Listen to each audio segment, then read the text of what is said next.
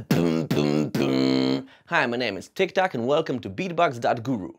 My next guest is Tiny Beat from Czech Republic, who's going to show us some tips on how to use the loop station and tell us how he came to be the next Czech beatboxing champion. Enjoy watching.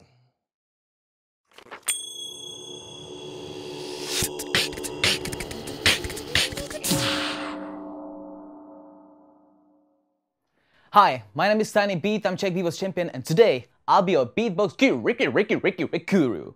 Please tell me about the structure of national battles in Czech Republic. Alright, so my first Czech beatbox battle was in 2006. I was like 15 and I was actually discovering all these structures and all these things about Czech battles because everything before was only like underground battles and stuff. And these Czech battles were usually organized by Jaro Kosiga and guys from the Beatburger band, which I later on took a part in. Okay, so the first battle took place in 2005. That's what I think. I'm not really sure about it. That's what I'm saying. I started 2005, and I really don't know what happened on the beatbox battle scene before.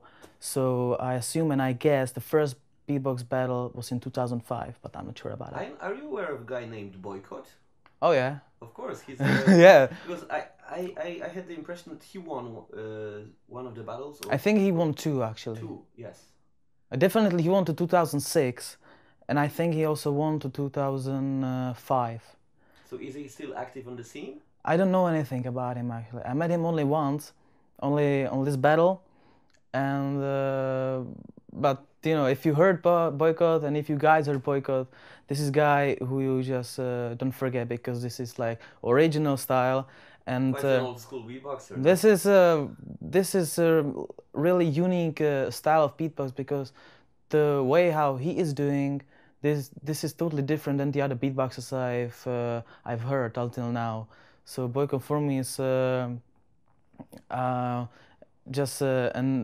just another style, a new style, and I think this guy, sorry Boycott, I think he might be like 50, and I think he's been doing beatbox, or let's call it beatbox, he's been doing more than 30 years. So when you hear these clean sounds, for example, some of his train on big speakers, this is like the train is coming, you're really watching where the train is coming from. So Boycott is really, yeah, respect Boycott. Okay, respect to the old school. Yeah, exactly. So moving on from 2005, what happened later? 2006 was my first battle, and I didn't have so many experiences in beatbox. I won many, yeah, let's say many battles, like underground battles, and I had very big support from my friends. They told me I'm good, I should be doing more stuff, etc., etc. But when I was on this Czech beatbox battle, I realized that I'm not even able to do rim shot, right? I didn't even know how to call these sounds. I didn't know what is hi-hat, I didn't know what is kick, snare, and not even talking about reverses and these techniques. I didn't know anything about it. So I didn't even pass elimination round, and I just realized that there are many things I need to learn. Luckily, there was my bro Johnny Typek from Beatburger band, and he showed me so many things. We became really good friends because I was really young. I was like 15, he was 14, we were in the same age, and there were guys which were older, so we became really good friends. We started hanging out. I started to come into Prague and started to practice with him, and we started to do like underground performances. We started to record many beats, first experience with Ableton Live and stuff, and for me it was such an inspiration, this first battle, this 2006 battle. So I was really drilling, I was really practicing a lot, and on the next battle, which took a place on a hip-hop camp, I guess, in Hradce Králové in Czech Republic, one of the biggest festivals in Europe. I luckily I won a third place, which was like an enormous step for me. You know, when I compare my skills from 2006 and year after in 2006 when I didn't even pass elimination round, and then I won a third place. That was amazing and put me even more energy. I was drilling even more. So next year, in 2008, I was already second. The first was Andrew, of course. Yeah, and then in 2009. So I'm a bit confused about the years because Czech beatbox battle, we don't have this competition every year. I remember 2006, 2007, 2008, maybe 2009, but I'm not sure about that. And definitely there was a 3 years pause, and last beatbox battle was in 2012, which I finally won. There are some guys talking to me, and they are asking me if we can organize Czech beatbox battle. I would like to organize something like that, but I would like to also take a part in that. And, you know, at least try to win it for the second time, if it's even possible now, because the level of beatboxing is growing so fast. Since I won the Czech Beatbox Championship, it really helped me for my shows. I also took a part, I mean, I became a member in a Beatburger band. We also won the Czech Beatbox Team Championship. As a Beatburger band like 4 times before already, so I think that we are like 5 times or 4 times Czech beatbox team champions. And yeah, I just started to do festivals, to clubs. I started to also focus on beatbox workshops. This is what I'm focusing at the moment really a lot, and it helped me really Jaro Kosiga, who actually, I think he started a beatbox workshop in Czech Republic, and his natural way of teaching and stuff was a big inspiration for me. What's your technique of doing beatboxing workshops? Okay, so as I said, many things I saw and I learned from Jaro Kosiga, and but I also developed my way how to teach it, because you need to have your own way, right? So there is nothing special about using like a vocabulary, using letters for showing the sounds in a different form than just a sound. If you just know you can write all the sound, so you know the p is B, t is TS or C in Czech, or for Slovak people, and etc. etc. etc. So please tell me, what's your usual strategy for laying down the beat on a loop station? If I want to record a loop, I can start with the beat, and I can follow with other parts of the beat as hi-hats and snares. I can follow with the bass line or vocals, but I can start even with the melody like this. Ding dong dong dong da ka ding dong dong dong da ka ding dong dong dong da ka ding dong dong dong da ka ding dong dong dong da ka ding dong dong dong da ka ding dong dong dong da ka ding dong dong dong da ka ding dong dong dong da ka ding dong dong dong da ka ding dong dong dong da ka ding dong dong dong da ka ding dong dong dong da ka ding dong dong dong da ka ding dong dong.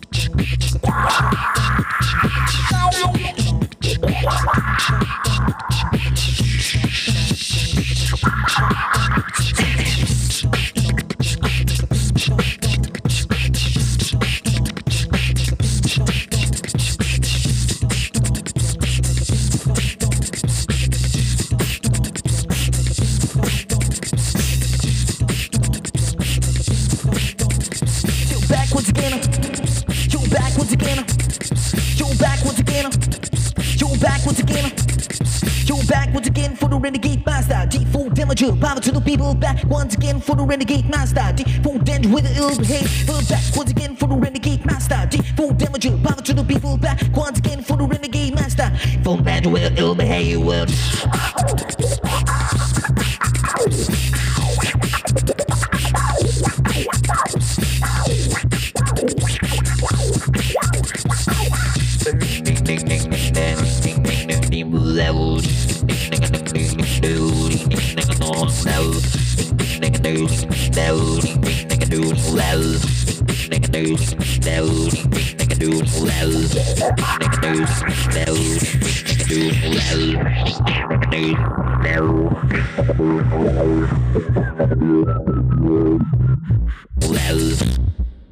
You've recently acquired a Boss RC505 loop Oh, yeah. station, and what are your first impressions? Well, first impressions is it's actually very good, because what I like compared to my old loop station Boss RC50, it's 5 patterns where I can put a beat, and I also like these faders when I can really mess around a lot. I like input effects, and I love output effects. I like when I use output effect, the input is not affected, and I like in my case I like play like electro, and I like to do smooth transitions between a beat. So for example, when I'm playing breakbeat, I can smoothly go to the dubstep or to the house or techno or something like that. So my impressions are really good. There are many things I need to still discover because it's very new for me, and I really like playing around. What I like really a lot, because I don't consider myself for having a strong voice, and for me it was always a kind of problem to having a strong bass lines. So I like the guitar bass line effect, which is really cool, and I've heard it once on the speaker when I was performing with that, and it's really cool effect, and now it's a moment it's my favorite effect actually. What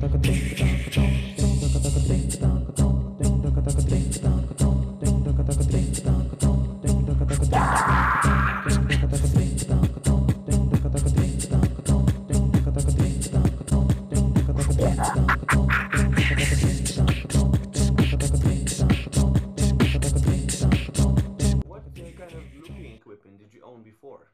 Alright, so my first loop station ever, let's call it loop station, it's not really a loop station, it's a factor, but it's possible to loop. It was Korg Chaos Pad 3, very famous, I think every beatboxer probably know that. And Boss RC50. Boss RC50 is actually a very basic one. There are 3 patterns, no effects, but I realized that I really like when I can have a loop station on the floor, and I can jump around, and I can use my legs for control to loop station and control to looping. I have a hands free, so I can have a contact with the crowd, with the people, and I can record the beats and playing with the beats, making transition and stuff. So this is something very new for me, but also it has elements of the loop stations I had before, and the thing I need to really get used to is that I will control it with my hands, the looping, and it's a little bit it's not so heavy, and it's like a plastic, and I'm a bit worried about it. I guess it's a little bit fragile. I don't want to test it, but I wasn't worried on my loop station Boss RC50, because it's a heavy, like 3 kilo loop station. Like a tank. Yes, it's like a tank, exactly. So I could really jump on it. Literally, I was jumping on it. I was bam and stomping on it like crazy.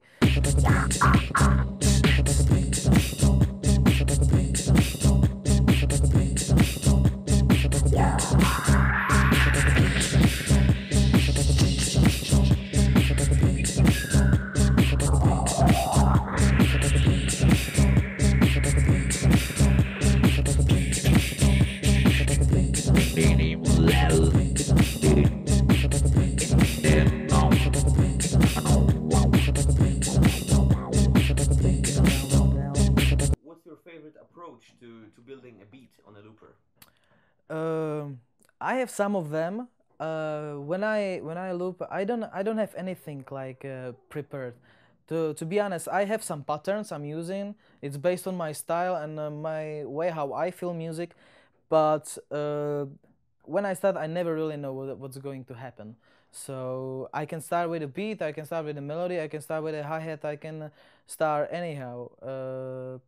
As I said, I like transitions between the beats. So when I start with a like a techno beat or something like that, I can easily from go to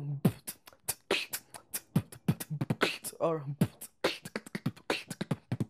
and that's what I like when I have 5 patterns, because here can be, let's say, melody, bass line with hi-hats and beat, and here I can have a different beat. So here can be and here, so I can and so I can do smooth transitions, and with a little help of the effects, I think it's a good instrument for a live looping show.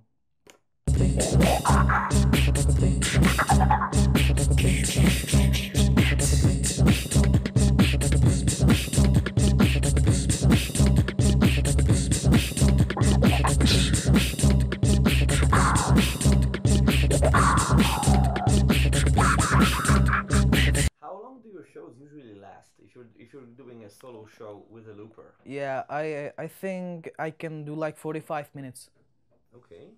Keep the audience dancing all the Yeah, time. actually, I realized the way how I use Loop Station in the beginning, it was for me more like a performance than playing music, and I explain what I mean, because I wanted to entertain people that I'm playing live music, that I'm recording live.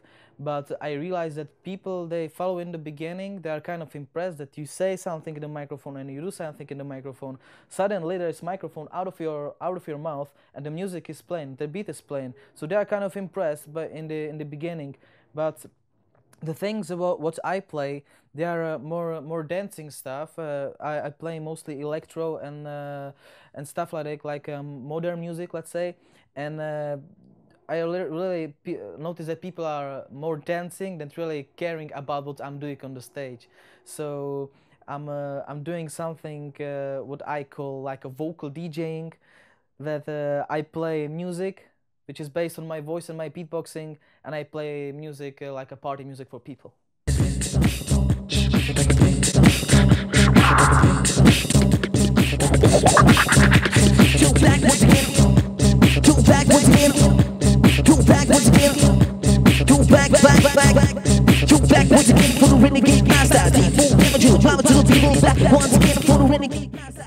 also use the looper for your beatboxing workshops?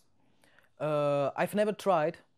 It's true. I was once in the project when we had a workshops on the streets in the park. In one corner there was a guy with the hula hoop, and another corner there was a girl with the combat fans.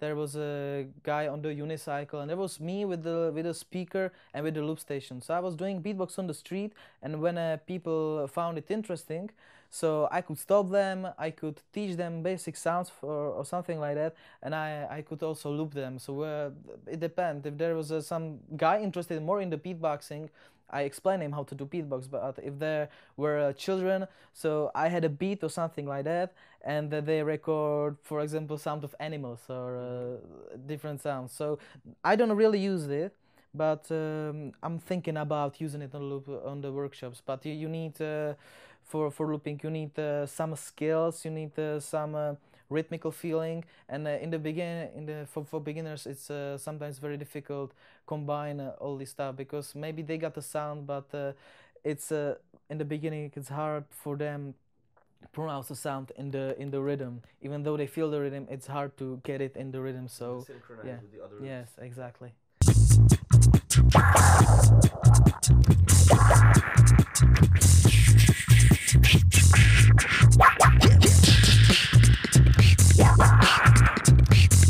Please tell me, how do you use track effects on a loop station? Right. Because you mentioned you use it for DJing, so maybe you can share some tips on how to use them to effectively sort of build up pressure for the All right. audience. So for stuff what I'm doing, what I do, I don't really need so much of effects. I'm pretty happy with bass effect for my voice, and because I use kind of emceeing, scratches and stuff, I need like a delay or a reverb, and also I'll use a reverb or delays for recording harmonies or melodies, and I don't need different effects even for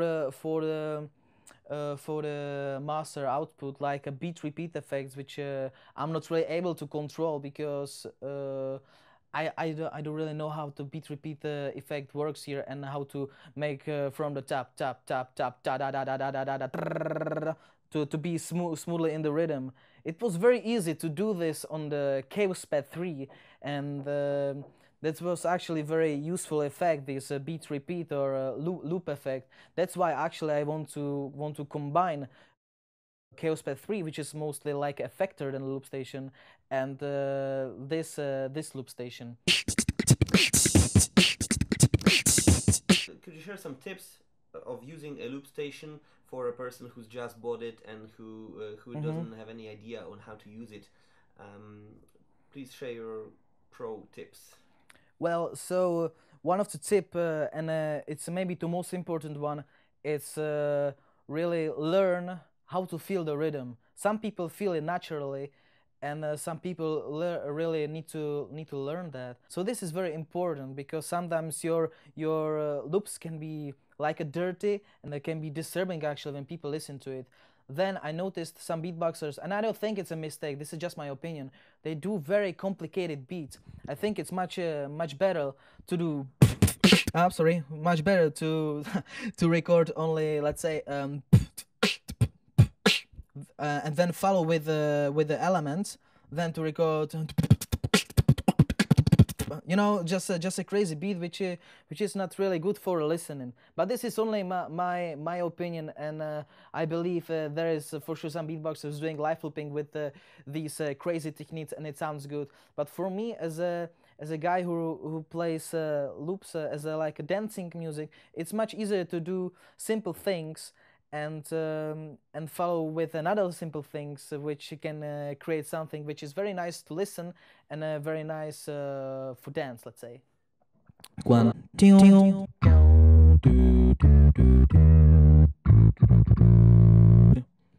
Okay. Let's go.